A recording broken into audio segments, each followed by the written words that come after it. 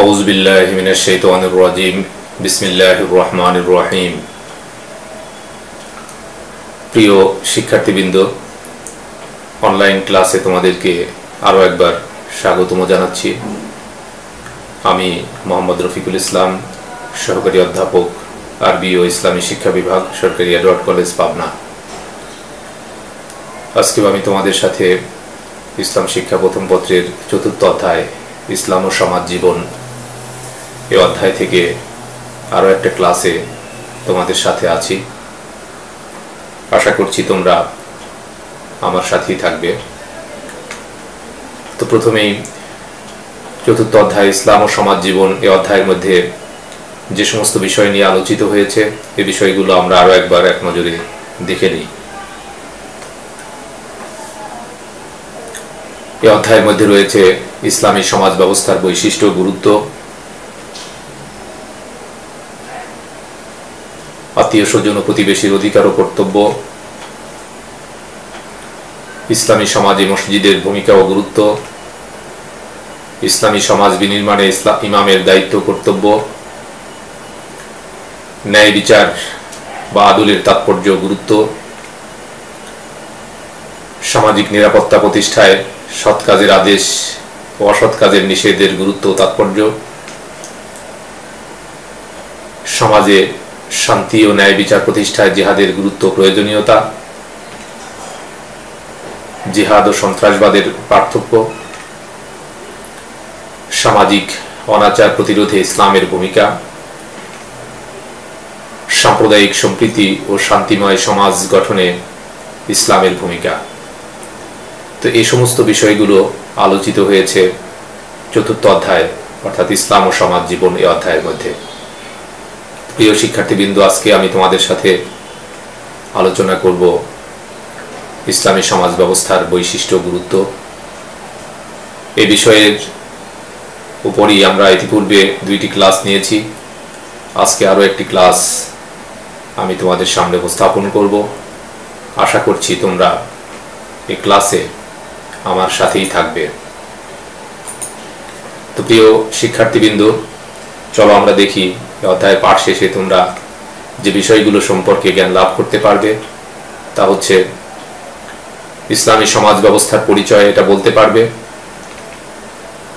ইসলামী সমাজ ব্যবস্থার বৈশিষ্ট্য ব্যাখ্যা করতে পারবে, ইসলামী সমাজ ব্যবস্থার গুরুত্ব বিশ্লেষণ করতে পারবে এবং এ ব্যাপারে নিজেরা সচেতন হবে। তো প্রিয় শিক্ষার্থীবৃন্দ, এই বিষয়গুলো সম্পর্কেই তোমরা জ্ঞান লাভ করতে পারবে। তো চলো আমরা আজকের এই বিষয়টি নিয়ে বিস্তারিতভাবে আলোচনা করি। প্রথম ও দ্বিতীয় ক্লাসে আমরা ইসলামী সমাজের পরিচয়, ইসলামী সমাজের বৈশিষ্ট্য নিয়ে আলোচনা করেছি। আজকে আমরা ইসলামী সমাজ ব্যবস্থার গুরুত্ব এই বিষয়টি নিয়ে আলোচনা করব। ইসলামী সমাজ ব্যবস্থার গুরুত্ব, importance of Islamic social system. তো আমরা জানি যে ইসলামী সমাজ ব্যবস্থা এটা মানব জীবনের জন্য কতটা গুরুত্বপূর্ণ, মানব জীবনের জন্য কি কি গুরুত্বপূর্ণ ভূমিকা পালন করতে পারে, সর্বোপরি ইসলামী সমাজ ব্যবস্থার মানব জীবনের জন্য কতটুকু প্রয়োজন, এই বিষয়টি নিয়েই আমরা আলোচনা করব ইনশাআল্লাহ। তো এই বিষয়গুলো আমরা পয়েন্ট আকারে ধারাবাহিকভাবে আলোচনা করব। প্রিয় শিক্ষার্থীবৃন্দ, ইসলামী সমাজ ব্যবস্থার সবচেয়ে গুরুত্বপূর্ণ একটি গুরুত্ব হচ্ছে ইসলামের পূর্ণ বাস্তবায়নের জন্য, অর্থাৎ ইসলামের পূর্ণ বাস্তবায়নের জন্য ইসলামী সমাজ ব্যবস্থাটা খুবই গুরুত্বপূর্ণ। ইসলামী সমাজ যদি না হয় তাহলে ইসলামের পূর্ণ রূপায়ণ এবং ইসলামী আদর্শের বাস্তবায়ন এটা সম্ভব নয়। এই গুরুত্বটি অনুধাবন করেই আমাদের প্রিয় নবী হযরত মুহাম্মদ মুস্তাফা সাল্লাল্লাহু আলাইহি ওয়াসাল্লাম মক্কা থেকে মদিনায় হিজরত করেন এবং মদিনায় শততা বিভক্ত একটা জাতিকে ঐক্যবদ্ধ করে সেখানে একটি আদর্শ ইসলামী সমাজ ব্যবস্থা প্রতিষ্ঠা করেছিলেন। একটি আদর্শ ইসলামী রাষ্ট্র প্রতিষ্ঠা করেছিলেন। এটা অত্যন্ত দ্রুহ একটা ব্যাপার ছিল, অত্যন্ত কঠিন একটা ব্যাপার ছিল, কিন্তু তিনি মহান আল্লাহর পক্ষ থেকে প্রেরিত হওয়ার কারণেই মহান আল্লাহ তাআলার সরাসরি তত্ত্বাবধানে সেখানে একটি আদর্শ মানব কল্যাণমূলক ইসলামী রাষ্ট্র, ইসলামী সমাজ প্রতিষ্ঠা করেছিলেন। এটাই হচ্ছে ইসলামের একটি আদর্শ, ইসলামের একটি মডেল রাষ্ট্র ব্যবস্থা। এই ইসলামী মডেল রাষ্ট্র ব্যবস্থার আদলেই ইসলামের পূর্ণ বাস্তবায়নের জন্য ইসলামী সমাজ ব্যবস্থাটা এতটা গুরুত্বপূর্ণ। এরপরে ইসলামের সামগ্রিক রূপায়নে, ইসলামকে যদি সামগ্রিকভাবে রূপায়ণ করতে হয় তাহলে সমাজ জীবনের বাস্তবায়ন ছাড়া কখনোই সম্ভব নয়। ইসলামটা শুধু একক কোনো বিষয় নয়, নির্দিষ্ট কোনো গণ্ডির মধ্যে ইসলাম ভূমিকা রাখেনি। মানুষের ব্যক্তি জীবন থেকে শুরু করে পারিবারিক জীবন, সমাজ জীবন, রাষ্ট্রীয় জীবন, আন্তর্জাতিক জীবনের যে লক্ষ্য উদ্দেশ্য রয়েছে সেটা বাস্তবায়নের জন্য ইসলামী সমাজ ব্যবস্থার সামগ্রিক রূপায়ণ এটা খুবই গুরুত্বপূর্ণ। এই জন্য ইসলামী সমাজে ইসলামের আর্থসামাজিক নীতিমালা এবং আদর্শ বাস্তবায়নটা এটা সম্ভবপর। প্রিয় শিক্ষার্থীবৃন্দ,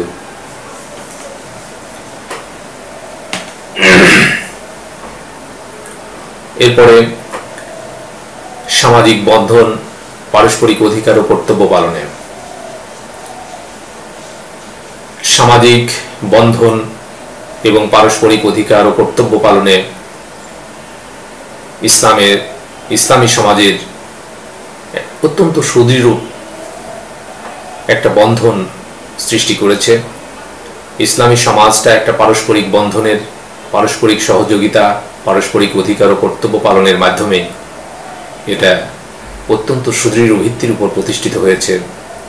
কেননা ইসলামী সমাজ ব্যবস্থাটা আমাদের প্রিয় নবী সাল্লাল্লাহু আলাইহি সাল্লামের আদর্শে প্রতিষ্ঠিত ইসলামী সমাজ ব্যবস্থার আলোকেই প্রতিষ্ঠিত হয়ে থাকে। এ লক্ষ্যে আমাদের প্রিয় নবী সাল্লাল্লাহু আলাইহি সাল্লাম বলেছেন যে মাসালুল মুমিনিনা ফি তাওয়াদুহিম ওয়া তারাহুমিহিম ওয়া তাআতুফিহিম কামাসালিল জাসাদিল ওয়াহিদ ইযা ইশতাকা মিনহু আদুউন তাদাআ লাহু সাইরুল আদা বিল হামিয়্যি ওয়াস সাহর, মুত্তাফাকুন আলাইহি। নবী সাল্লাল্লাহু আলাইহি সাল্লাম বলেছেন যে মুমিনদের পারস্পরিক ভালোবাসা, অনুগ্রহ, হৃদ্যতা এবং আন্তরিকতার উদাহরণ হচ্ছে একটা দেহের মতো, একটা দেহ বা শরীরের মতো। যখন দেহের ইজাশতাকা মিনহু আদুউন তাদাআ লাহু সাইরুল আদা বিল হামিয়্যি ওয়াস সাহর, যখন দেহের কোনো একটা অঙ্গ আহত বা আঘাতপ্রাপ্ত হয় তখন সারা দেহে সেই আঘাতের কারণে সারা দেহে কষ্ট যন্ত্রণা ছড়িয়ে পড়ে এবং সেই দেহটা জ্বালাগ্রস্ত, কাতর হয়ে পড়ে, নিদ্রাহীন হয়ে পড়ে। এরকম ভাবে কোনো মুমিন যদি আঘাতপ্রাপ্ত হয়, সমস্ত মুমিনের মধ্যে এই আঘাতের যন্ত্রণা, এই আঘাতের ক্ষতটা, এই আঘাতের প্রভাবটা সমস্ত মুমিনদের মধ্যেই পড়ে যায়। অর্থাৎ মুমিনদের মধ্যে আন্তরিকতাটা, মুমিনদের মধ্যে হৃদ্যতা, মুমিনদের মধ্যে ভালোবাসাটা এরকম একটা উদাহরণের মাধ্যমে আমাদের প্রিয় নবী সাল্লাল্লাহু আলাইহি সাল্লাম উপস্থাপন করেছেন।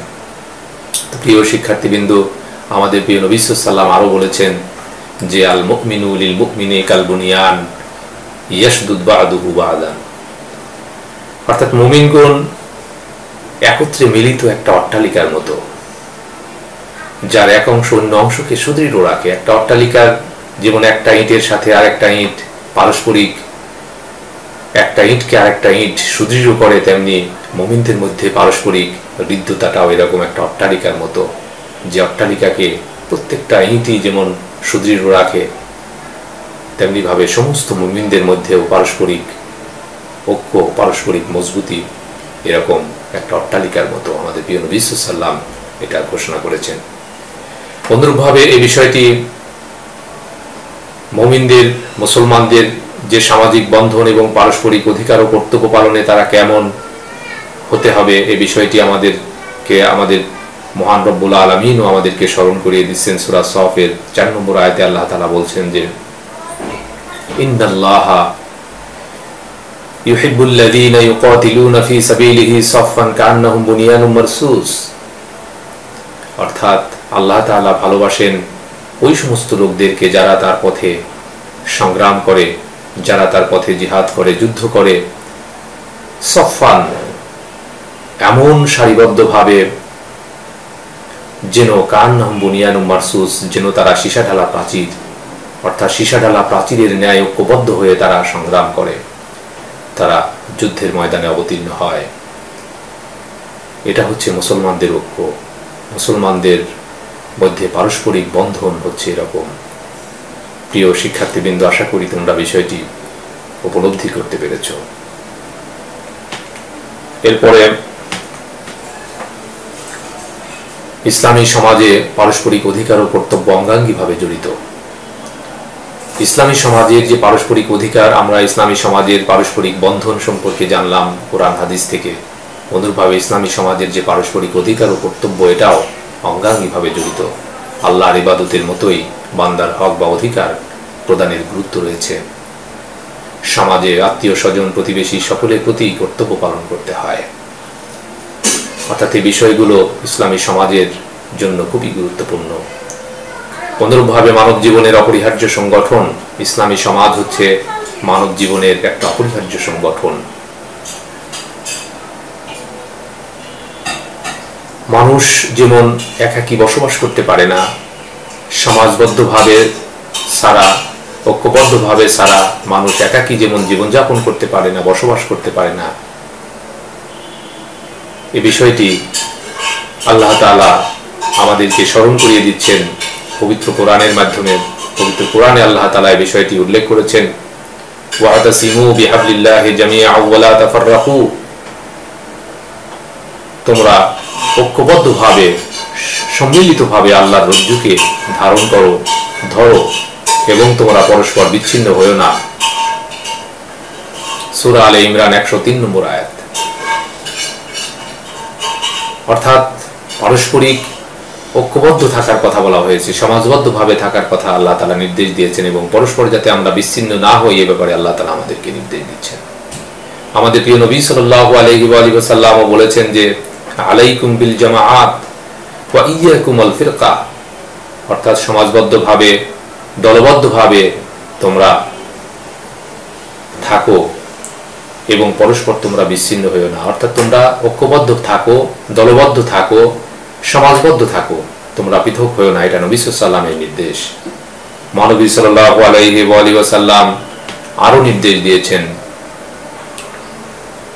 যে আমি তোমাদেরকে 5টি কাজের নির্দেশ দিচ্ছি, তা হচ্ছে তোমরা দলবদ্ধভাবে জীবনযাপন করবে, নেতার নির্দেশ তোমরা শ্রবণ করবে, দেশের আনুগত্য করবে, প্রয়োজনে হিজরত করবে এবং আল্লাহর পথে জিহাদ করবে।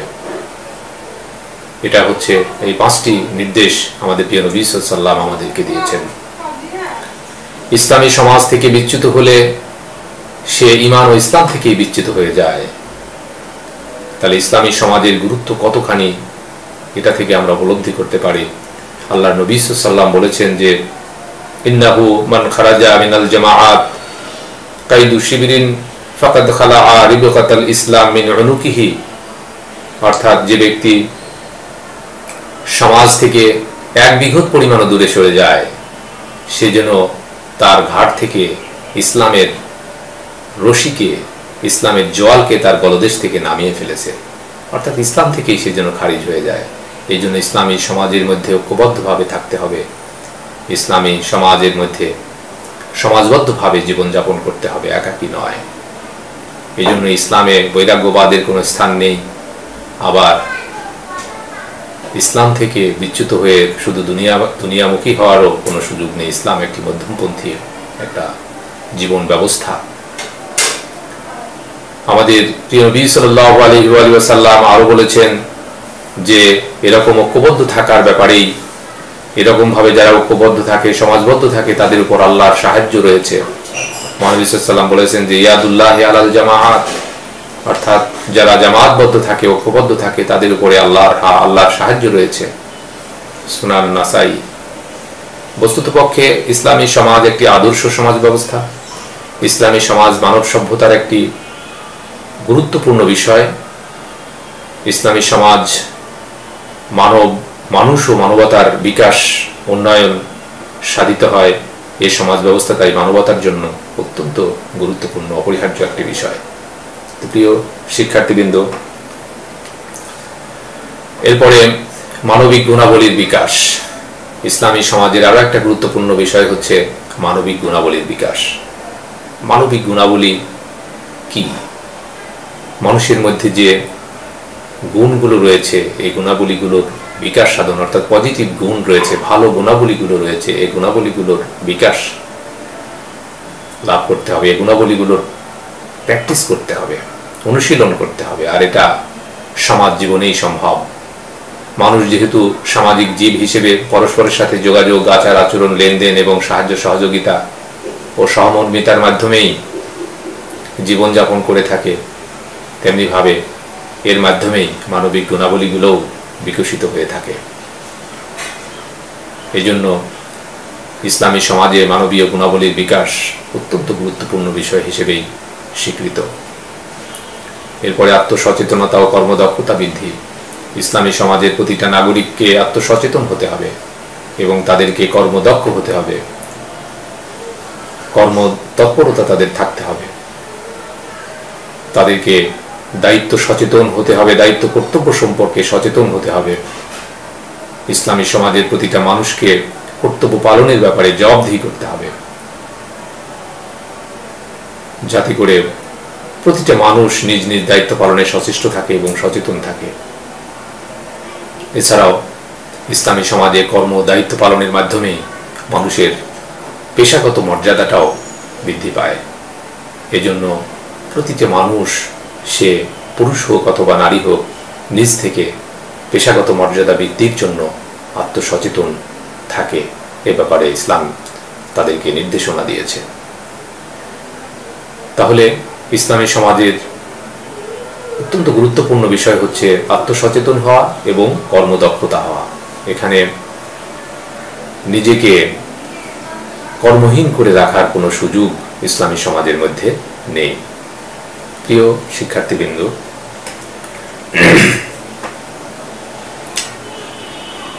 জীবনের নিরাপত্তা ইসলামী সমাজ ব্যবস্থা। জীবনের নিরাপত্তা ইসলামী সমাজ ব্যবস্থা কি দিক নির্দেশনা দিয়েছে? Islamic social system in safeguarding life, অর্থাৎ জীবনের নিরাপত্তা ইসলামী সমাজ ব্যবস্থা কি কি ভূমিকা রেখেছে, এই বিষয়টি আমরা এখন দেখব। মৌলিক অধিকারের নিশ্চয়তা। তাহলে ইসলামী সমাজ তার নাগরিকদের মৌলিক অধিকারের নিশ্চয়তা দিয়েছে। মৌলিক অধিকারটা কি? মানুষের ভাত, অন্ন, বস্ত্র, বাসস্থান, শিক্ষা, চিকিৎসা, এগুলোই তো মানুষের মৌলিক অধিকার, মৌলিক চাহিদা। এই মৌলিক অধিকারের নিশ্চয়তা দিয়েছে ইসলাম, ইসলামী সমাজ ব্যবস্থা। জীবনের নিরাপত্তা। মানুষের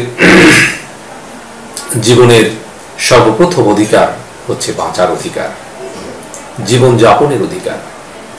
ইসলামী সমাজে যে কোনো ব্যক্তি তার জীবনের পূর্ণ নিরাপত্তা পেয়ে থাকে।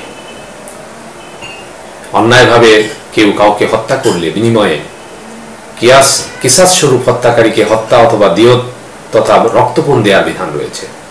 অর্থাৎ জীবনের নিরাপত্তা, কেউ যদি অন্যায়ভাবে কাউকে হত্যা করে ফেলে তাহলে হত্যাকারী ব্যক্তিকে, যাকে হত্যা করলো, তার উত্তরাধিকারী হক রয়েছে, তার থেকে কেসাস অর্থাৎ বিনিময় গ্রহণ করা, তাকে হত্যা করা, অথবা তার থেকে দিয়ত অর্থাৎ রক্তপণ আদায় করা। এই অধিকার নিহত ব্যক্তির পরিবার পেয়ে থাকে। এ ব্যাপারে পবিত্র কোরআনে সুস্পষ্ট ঘোষণা রয়েছে। প্রিয় শিক্ষার্থীবৃন্দ, চলো আমরা দেখি পবিত্র কোরআনের ব্যাপারে মহান রব্বুল আলামিন কি নির্দেশনা দিয়েছেন। আল্লাহ তাআলা সূরা বনী ইসরাঈলের 33 নম্বর আয়াতে আল্লাহ তাআলা বলেছেন যে, ওয়ালা তাকতুলুন নাফসাল্লাতী হারামাল্লাহু ইল্লা বিল হক ওয়া মান কুতিলা মাজলুমান ফাকাদ জাআলনা লিওয়ালিয়্যিহি সুলতানান ফালা ইউসরিফ ফিল কতল ইন্নাহু কানা মানসুরা। অর্থাৎ তোমরা এমন ব্যক্তিকে হত্যা করো না যাকে হত্যা করা আল্লাহ তাআলা নিষিদ্ধ করেছেন, হারাম করেছেন, ইল্লা বিল হক, তবে সে যদি হত্যা হওয়ার যোগ্য হয়, অর্থাৎ নিহত হওয়ার ব্যাপারে যদি সে রায়প্রাপ্ত হয়, সেটা ভিন্ন কথা। কিন্তু অন্যায়ভাবে আল্লাহ তাআলা প্রতিটা মানুষকে হত্যা করা এটা নিষিদ্ধ করেছেন, এটা নিষেধ করেছেন। অমান কুতিলা মাজলুমান, আর যে ব্যক্তিকে জুলুম করে হত্যা করা হলো,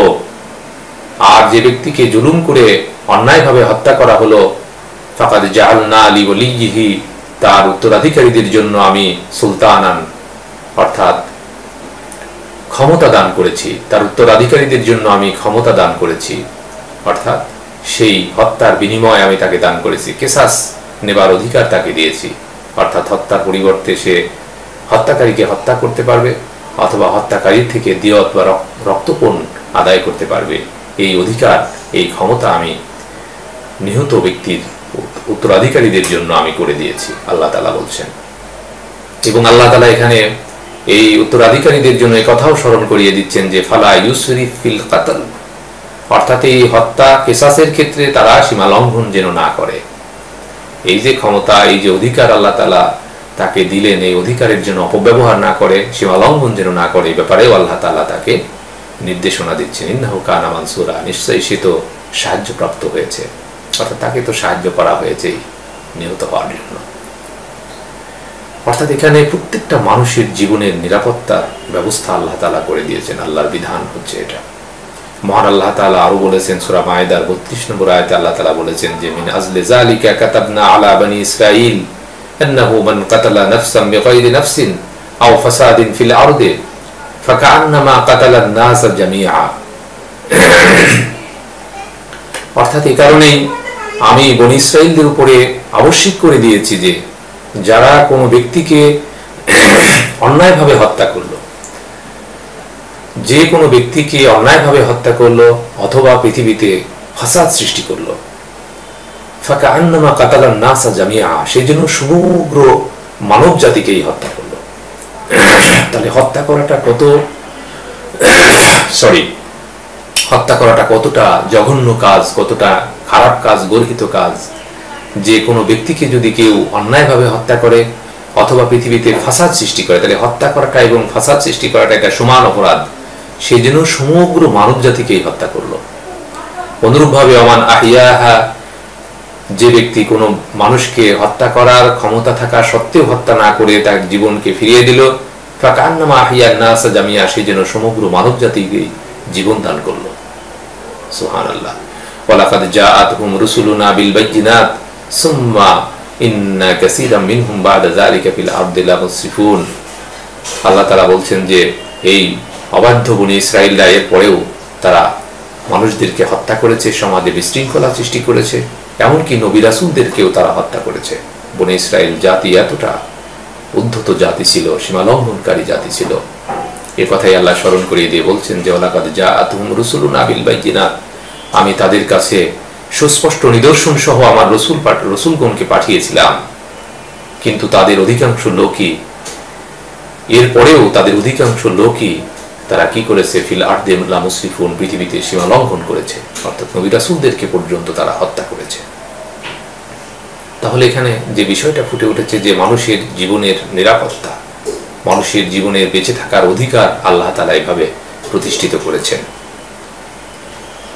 অনুরূপভাবে সূরা বাকারার মধ্যে যে ফিতনা, ফাসাদ, এটা যে হত্যার চাইতে বড় অপরাধ, এটা আল্লাহ তাআলা পবিত্র কোরআনে সূরা বাকারার 191 নম্বর আয়াতে আল্লাহ তাআলা বলেছেন যে আল ফিতনাতু আশাদ্দু মিনাল কাতল, ফিতনা ফাসাদ হচ্ছে হত্যার চাইতেও অত্যন্ত গুরুতর অপরাধ, হত্যা করার চাইতেও। অর্থাৎ কেউ যদি কোনো মানুষকে অন্যায়ভাবে হত্যা করে, সেই জন্য সমগ্র মানব জাতিকেই হত্যা করলো। অনুরূপভাবে কেউ যদি সমাজে ফিতনা ফাসাদ সৃষ্টি করে, সেও এরকম হত্যার চাইতেও বড় ধরনের অপরাধ সে করলো। তাহলে এ থেকে আমরা বুঝতে পারি যে অন্যায়ভাবে কাউকে হত্যা করা যাবে না, সমাজের মধ্যে বিশৃঙ্খলা সৃষ্টি করা যাবে না। এটাই হচ্ছে ইসলামী সমাজের নির্দেশ, ইসলামের নির্দেশ। এই জন্য ইসলামী সমাজে ইসলামের বিধান বাস্তবায়নটা এতটা গুরুত্বপূর্ণ।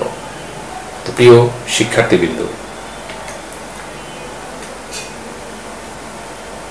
এরপরে মান সম্মানের নিরাপত্তা।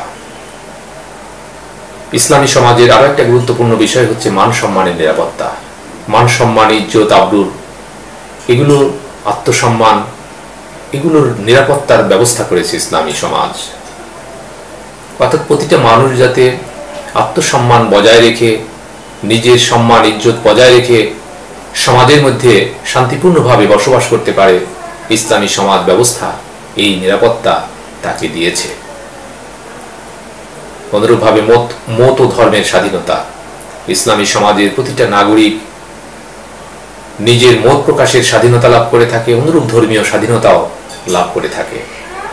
ইসলামী সমাজের প্রতিটা নাগরিক, সে মুসলিম হোক অথবা অমুসলিম হোক, সে তার মত প্রকাশের স্বাধীনতা রয়েছে এবং সে স্বাধীনভাবে ধর্মীয় জীবনযাপন করারও স্বাধীনতা লাভ করেছে। এজন্য আল্লাহ তাআলা পবিত্র কোরআনে সূরা বাকারার 256 নম্বর আয়াতে আল্লাহ বলেছেন যে লা ইকরাহা ফিদ্দীন, দ্বীনের মধ্যে কোনো জবরদস্তি নাই। ক্বাদ তাবায়্যানা রুশদু মিনাল গায়্যি, হেদায়েত গুমরাহি থেকে আলাদা হয়ে গেছে, স্পষ্ট হয়ে গেছে। অর্থাৎ হেদায়েত এবং গুমরাহি দুটা রাস্তা পৃথক হয়ে গেছে। এই দুই রাস্তায় যে স্বাধীনভাবে প্রত্যেকটা মানুষ তার স্বাধীনভাবে চয়েস করতে পারবে, পছন্দ করতে পারবে, দুইটা রাস্তার যে কোনো রাস্তায় সে চলতে পারবে, কাউকে জোর করে কোনো পথে আনা যাবে না, জবরদস্তি করা যাবে না। তবে আল্লাহ তাআলা এখানে উৎসাহিত করেছেন যে ফামান ইয়াকফুর বিত্তাগুত, যারা তাগুতকে অস্বীকার করবে, যারা ভ্রষ্টতার পথকে অস্বীকার করবে, শয়তানের পথকে অস্বীকার করবে এবং আল্লাহর প্রতি ঈমান আনবে, ফাকাদ ইসতামসাকা বিল উরওয়াতিল উসকা, সে যেন এমন একটা শক্ত অবলম্বনকে ধারণ করলো, লা ইনফিসামা লাহা, যে শক্ত অবলম্বনটা কখনোই ছিঁড়বে না, টুটবে না, ভাঙবে না। আল্লাহু সামিউন আলিম, আর আল্লাহ তাআলা অধিক শোনেন এবং তিনি অধিক জানেন। তো প্রিয় শিক্ষার্থীবৃন্দ, এখানে মহান রব্বুল আলামিন মানব জাতিকে এবং জিন জাতিকে, এই দুইটা জাতিকে যেহেতু আল্লাহ তাআলা তার ইবাদতের জন্য সৃষ্টি করেছেন এবং তাদেরকে তাদের কর্মের স্বাধীনতা দিয়েছেন, আর এই কর্মের স্বাধীনতা দেওয়ার কারণেই তাদেরকে বিচার করবেন। এজন্যই আল্লাহ তাআলা ধর্মের ব্যাপারে, জীবন যাপনের ব্যাপারে, জীবন ব্যবস্থা, ধর্মীয় অনুশাসন পালনের ব্যাপারে স্বাধীনতা দিয়েছেন। ধর্মীয় অনুশাসন পালনের ক্ষেত্রে কোনো জবরদস্তি করা যাবে না, এ ব্যাপারে আল্লাহ তাআলা এই জন্যই নির্দেশনা দিয়েছেন।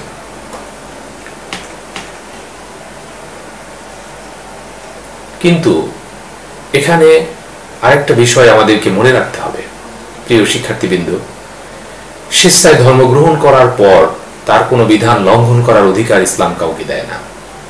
কিন্তু এখানে এই যে ধর্মীয় স্বাধীনতাটা ইসলাম দিয়েছে, অর্থাৎ সত্য এবং মিথ্যা দুইটা রাস্তা আল্লাহ তাআলা দেখিয়ে দিয়েছেন, যে তার পছন্দ মতো ইচ্ছা, যে পথে তার পছন্দ সে পথে সে চলবে, স্বাধীনতা দিয়েছে। কিন্তু কেউ যদি ইসলাম ধর্মে প্রবেশ করার পরে বা অন্য কোনো ধর্মে প্রবেশ করার পরে সেই ধর্মের বিরুদ্ধে কোনো কাজ করার অধিকার তাকে দেওয়া হয় নাই।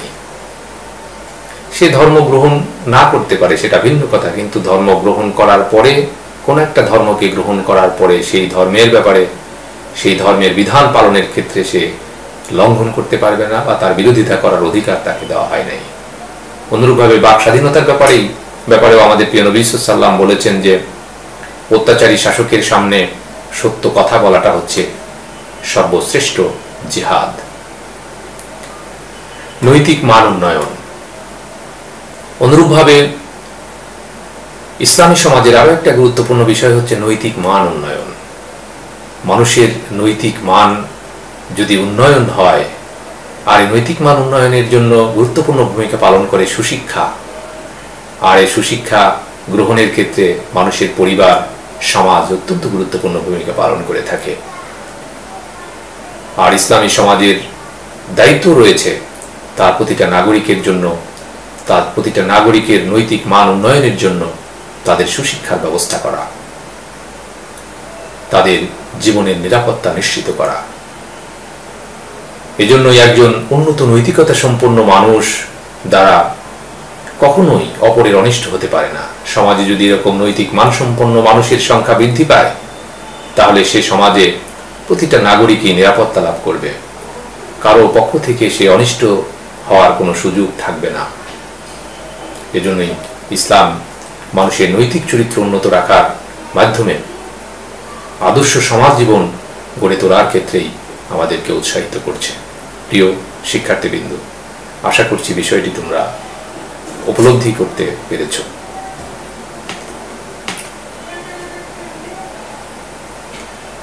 সম্পদের নিরাপত্তায় ইসলামী সমাজ। তাহলে ইসলামী সমাজের আরো একটা গুরুত্বপূর্ণ অধ্যায় হচ্ছে সম্পদের নিরাপত্তা। সম্পদের নিরাপত্তা বিধানের ক্ষেত্রে ইসলামী সমাজ কি ভূমিকা রেখেছে, কি গুরুত্ব রয়েছে। Islamic social system in safeguarding wealth, অর্থাৎ সামাজিক সম্পদের নিরাপত্তা ইসলামী সমাজের ভূমিকা কি। মানুষের জীবন ও সম্পদের নিরাপত্তার নিশ্চয়তা বিধান কল্পে বিদায় হজের ভাষণে আমাদের প্রিয় নবী সাল্লাল্লাহু আলাইহি ওয়াসাল্লাম ব্যর্থহীন ভাষায় ঘোষণা করেছেন, মনে রেখো তোমাদের রক্ত, তোমাদের সম্পদ, তোমাদের সম্মান, ইজ্জত আল্লাহ তাআলা পবিত্র ঘোষণা করেছেন। যেমন ভাবে আজকের এই দিন, আজকের এই মাস, আজকের এই শহর যেমন পবিত্র, তেমনি ভাবে তোমাদের জীবন, তোমাদের রক্ত, তোমাদের সম্পদ, তোমাদের মান, ইজ্জত এটাকেও আল্লাহ তাআলা পবিত্র ঘোষণা করেছেন। তাহলে এর দ্বারা মানুষের সম্পদের নিরাপত্তাও ইসলাম ঘোষণা করেছে, তার প্রমাণ আমরা পেয়ে থাকি। রিজিকের দায়িত্ব আল্লাহ তাআলার। আল্লাহ তাআলা মানব জাতি সৃষ্টি করেছেন, সমগ্র সৃষ্টি, শুধু মানব জাতি নয়, আল্লাহ তাআলার যত মাখলুকাত রয়েছে সমস্ত মাখলুকাতের যেহেতু আল্লাহ সৃষ্টি করেছেন এবং তাদের রিজিকের দায়িত্ব স্বয়ং আল্লাহ তাআলা গ্রহণ করেছেন। এ ব্যাপারে আল্লাহ তাআলার সুস্পষ্ট ঘোষণা রয়েছে। আল্লাহ তাআলা পবিত্র কোরআনের শুরুতেই বলেছেন রব্বুল আলামিন, আলহামদুলিল্লাহি রাব্বিল আলামিন বলেছেন, যে আমি প্রশংসা করছি সেই আল্লাহর যিনি রব্বুল আলামিন, সমগ্র আলামের, সমগ্র বিশ্ব চরাচরের সমগ্র আলামের জন্য তিনি রব, প্রতিপালক, অর্থাৎ প্রতিপালন করেন আল্লাহ তাআলা। এই জন্য আল্লাহ তাআলা সূরা হুদের 6 নম্বর আয়াতে আল্লাহ বলেছেন যে ওয়া মিন দাব্বাতিন ফিল আরদি ইল্লা আলাল্লাহি রিজকুহা, অর্থাৎ প্রতিটা বিচরণশীল প্রাণীর জন্যই, প্রতিটা বিচরণশীল প্রাণীর রিজিকের ব্যবস্থা, রিজিকের দায়িত্ব রয়েছে আল্লাহর উপরে। অর্থাৎ প্রতিটা বিচরণশীল প্রাণীর রিজিকের দায়িত্ব স্বয়ং আল্লাহ তাআলা গ্রহণ করেছেন। এই জন্য রিজিকের ব্যাপারে এটা প্রত্যেকটা প্রাণী সৃষ্টি করেছেন এবং তাদের রিজিকের ব্যবস্থা করেই আল্লাহ তাআলা সৃষ্টি করেছেন। তবে এক্ষেত্রে আমাদেরকে সচেষ্ট থাকতে হবে, এ ব্যাপারেও আল্লাহ তাআলা রিজিকের সন্ধান করতে হবে, এ ব্যাপারেও আল্লাহ তাআলা আমাদেরকে বলে দিয়েছেন। আমাদের বিবেককে কাজে লাগাতে হবে, আমাদের মেধাকে কাজে লাগাতে হবে, এই ব্যাপারেও আল্লাহ তাআলা বিভিন্ন নির্দেশনা আমাদেরকে দিয়েছেন। এই দায়িত্ব পালনের উদ্দেশ্যেই তিনি মানুষের জীবন ধারণের পক্ষে যা যা আবশ্যক তা যথাস্থানে সৃষ্টি করে রেখেছেন। আর মানুষের কল্যাণের জন্য, মানুষের জন্য প্রয়োজন যা যা প্রয়োজন রয়েছে এর ব্যবস্থা আল্লাহ তাআলা করে দিয়েছেন, সৃষ্টি করে রেখেছেন। তো প্রিয় শিক্ষার্থীবৃন্দু, চলো আমরা আরো দেখি আল্লাহ তাআলা সমাজ জীবনে মানব জাতির জন্য আর কি কি কল্যাণ, কি কি করে রেখেছেন। সম্পদের সুষম বন্টন। ইসলামী সমাজের আরো একটা গুরুত্বপূর্ণ বিষয় হচ্ছে সম্পদের সুষম বন্টন। সম্পদ ছাড়া মানব জীবন অচল, মানব জীবন চলতে পারে না, সম্পদ লাগবে। ইসলামের দৃষ্টিতে পূর্ণ অর্থনৈতিক সাম্য বাস্তবে সম্ভবপর নয়। অর্থাৎ প্রতিটা মানুষকে সমান করে দেওয়া, সমানভাবে সম্পদ বন্টন করে দেওয়া প্রতিটা মানুষের মধ্যে, এটা সম্ভব নয়। ইসলামের দৃষ্টিতে এটা পূর্ণভাবে বাস্তবায়ন করা সম্ভব নয় এবং এ সমাজ ব্যবস্থা পরিচালনার পক্ষে তা অনুকূল নয়। তাই ইসলাম অর্থের ন্যায়সঙ্গত তথা সুষম বন্টনের ব্যবস্থা করেছে। তবে ইসলাম মানুষের মাঝে সম্পদের সুষম বন্টনের ব্যবস্থা করে রেখেছে। এই জন্য ইসলাম ঘোষণা করেছে যে কারো কাছে প্রয়োজনের অতিরিক্ত উপার্জন, এটার অনুমতি যেমন রয়েছে, সাথে সাথে যারা জীবনের ন্যূনতম প্রয়োজন পূরণে অক্ষম তাদের সে প্রয়োজন পূরণ করতে তাকে বাধ্য করেছে। অর্থাৎ ধনীরা দরিদ্রদের প্রয়োজন পূরণের ক্ষেত্রে তাদেরকে সহযোগিতা করবে, এটার ব্যবস্থা ইসলাম করে দিয়েছে। ইসলামী ব্যবস্থায় মুসলিমীয় কিছু লোকের হাতে সমাজের সমগ্র সম্পদ যাতে পুঞ্জীভূত না হয় সেজন্য সম্পদ দুস্থ ও অসহায়দের মধ্যে বন্টন করে দিতে নির্দেশ দিয়েছে। ইসলামের মধ্যে জাকাত ব্যবস্থা রয়েছে। এই জাকাতে ধনীদের সম্পদে দরিদ্রদের অধিকার রয়েছে। জাকাত বন্টনের মাধ্যমে সম্পদের একটা সামঞ্জস্যতা বজায় রেখেছে ইসলাম। এরপরে মৌলিক প্রয়োজন মেটানোর দায়িত্ব সরকারের। ইসলামী সমাজের এটা আরো একটা গুরুত্বপূর্ণ দায়িত্ব, গুরুত্বপূর্ণ বিষয়। ইসলামী সমাজ ব্যবস্থায় প্রতিটা মানুষের মৌলিক প্রয়োজন মেটানোর জন্য সমাজ তথা রাষ্ট্র দায়ী। মানুষের অন্ন, বস্ত্র, বাসস্থান, চিকিৎসা, পরিবার ও শিক্ষার নিশ্চয়তা দেয়া ইসলামী সমাজ ব্যবস্থায় সরকারের অপরিহার্য কর্তব্য এবং ফরজ হিসেবে গণ্য। এ ব্যাপারে শরহে শিরাহাতুল ইসলাম নামক গ্রন্থে সরকারের কি কি দায়িত্ব রয়েছে সম্পর্কে বলা হয়েছে যে তিনি কোনো দরিদ্রকে দরিদ্র রাখবেন না, কোনো ঋণীকে ঋণী থাকতে দেবেন না, কোনো দুর্বলের সহায়তা না করে ও অত্যাচারিতদের সাহায্য না করে থাকবেন না, আর জালিমকে দমন না করে ছাড়বেন না, এবং কোনো উলঙ্গকে কাপড় না দিয়ে রাখবেন না। অর্থাৎ প্রতিটা মানুষের যে মৌলিক চাহিদা রয়েছে, ইসলামী রাষ্ট্রের প্রতিটা নাগরিক যে মৌলিক চাহিদা রয়েছে, মৌলিক চাহিদা পূরণের ব্যবস্থা করবে ইসলামী রাষ্ট্রের, ইসলামী সমাজ ব্যবস্থার দায়িত্ব যাদের উপর থাকবে তারা এই ব্যবস্থাটা নিশ্চিত করবে। তো প্রিয় শিক্ষার্থীবৃন্দ, আশা করছি তোমরা বিষয়টি বুঝতে পেরেছ।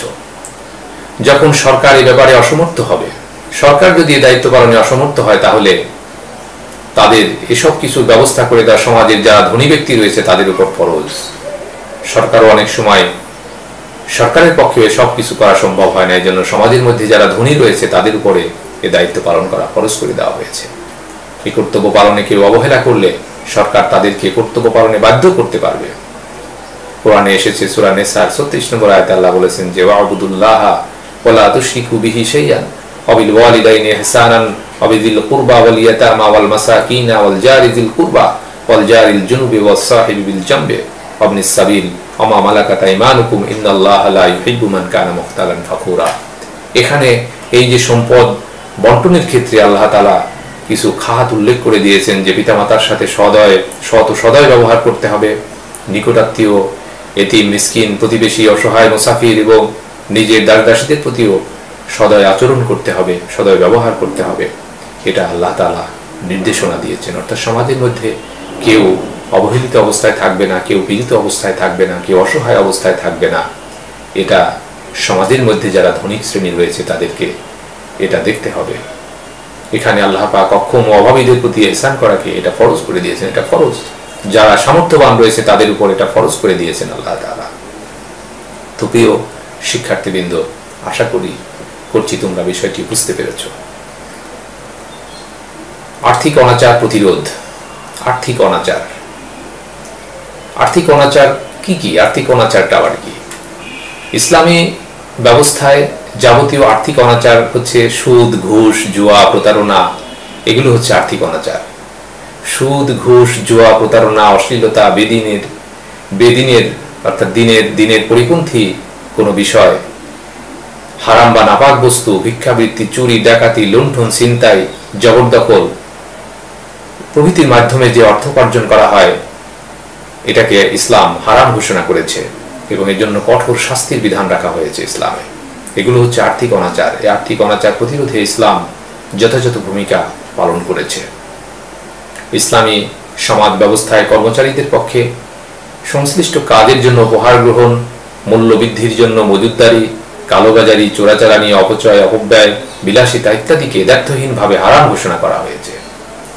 বস্তুত ইসলামী সমাজ ব্যবস্থা বিশ্ব মানবতার জন্য এক কল্যাণকর এবং আশীর্বাদ স্বরূপ একটা সুন্দর মডেল জীবন ব্যবস্থা। অতএব আমরা বলতে পারি ইসলাম মানুষের জীবন ও সম্পদের নিরাপত্তার জন্য যে সকল ব্যবস্থা গ্রহণ করেছে তা আধুনিক পৃথিবীর ক্ষয়িষ্ণু ও ধ্বংসমুখ যে কোনো মতবাদ ও ইজমের তুলনায় এক স্বয়ংসম্পূর্ণ সামাজিক ব্যবস্থা। আর ইসলামের এই সমাজ ব্যবস্থাই বর্তমান বিশ্বের অশান্ত সমাজকে শান্তি ও নিরাপত্তার গ্যারান্টি দিতে পারে। তো প্রিয় শিক্ষার্থীবৃন্দ, আশা করছি তোমরা ইসলামী সমাজের যে গুরুত্বপূর্ণ বিষয়গুলো রয়েছে এই বিষয়গুলো নিয়ে আমরা আলোচনা করলাম। এই বিষয়গুলো আমরা বারবার পর্যালোচনা করব, এই বিষয়গুলো আমরা বারবার দেখব। দেখার মাধ্যমে আমরা বাস্তব যে শিক্ষা এটা আমরা এখান থেকে গ্রহণ করব। তো তোমাদের বাড়ির কাজ হিসেবে একটা প্রশ্ন রেখেছি, ইসলামী সমাজ ব্যবস্থা মানুষের জীবন ও সম্পদের নিরাপত্তা কিভাবে নিশ্চিত করে থাকে, এ বিষয়ের উপরে তোমরা একটা আলোচনা উপস্থাপন করবে, একটা আলোচনা তোমরা লিপিবদ্ধ করবে এবং এটা বাসায় অনুশীলন করবে। আশা করছি তোমরা এই বিষয়গুলো নিয়ে তোমরা আরও পর্যালোচনা করবে এবং এই বিষয়গুলো নিয়ে তোমরা প্র্যাকটিস করবে এই আশাবাদ ব্যক্ত করেই আজকের ক্লাস এখানেই শেষ করছি। তোমরা ভালো থাকো, সুস্থ থাকো এই প্রত্যাশা করেই বিদায় নিচ্ছি। ধন্যবাদ সকলকে।